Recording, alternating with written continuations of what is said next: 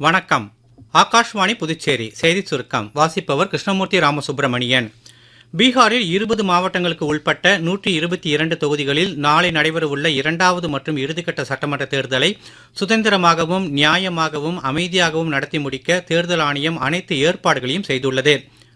மத்திய நிதி அமைச்சர் திருமதி நிர்மலா சீதாராமன் இன்று புதுடெல்லியில் நாட்டின் முன்னணி பொருளாதார வல்லுநர்களுடன் பட்ஜெட்டிற்கு முந்தைய முதலாவது ஆலோசனைக் கூட்டம் நடத்தினார்.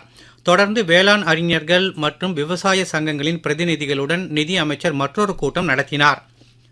பாதுகாப்பு அமைச்சர் திரு ராஜ்நாத் சிங் இன்று புதுடெல்லியில் அதிநவீன வசதிகளுடன் புதிதாக கட்டப்பட்டுள்ள பாதுகாப்பு பொதுத்துறை நிறுவனங்கள் பவன் கட்டடத்தை திறந்து வைத்தார்.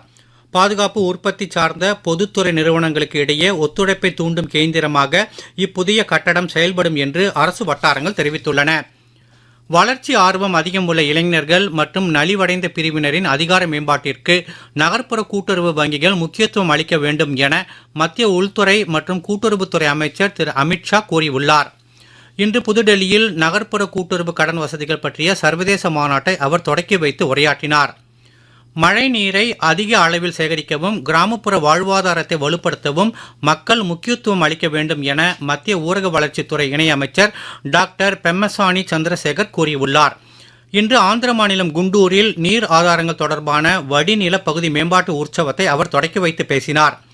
புதுச்சேரியில் முதலியார்பேட்டை அர்ஜுன சுப்பராய நாயக்கர் அரசு உயர்நிலைப் பள்ளியில் இன்று நடைபெற்ற அறிவியல் கண்காட்சியில் 200க்கும் மேற்பட்ட அறிவியல் படைப்புகளை மாணவர்கள் காட்சிப்படுத்தியிருந்தனர். இத்துடன் இந்த செய்தி சுருக்கம் நிறைவு பெறுகிறது. வணக்கம்.